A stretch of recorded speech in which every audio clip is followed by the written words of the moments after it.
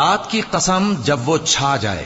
اور دن کی قسم جب وہ روشن ہو جائے، اور اس ذات کی قسم جس نے نر اور مادہ پیدا کیے کہ تم لوگوں کی کوشش طرح طرح کی ہے۔ سو جس نے اللہ کے رستے میں مال دیا اور پرہیزگاری کی اور بہترین بات یعنی کلمہ توحید کو سچ جانا،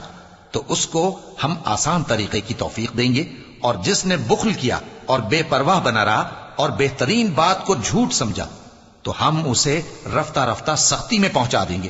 اور جب وہ دوزخ کے گڑھے میں گرے گا تو اس کا مال اس کے کچھ بھی کام نہ آئے گا۔ یقیناً راہ دکھا دینا ہمارا ذمہ ہے، اور بے شک آخرت اور دنیا ہماری ہی ملکیت ہیں، سو میں نے تم کو بھڑکتی آگ سے خبردار کر دیا ہے۔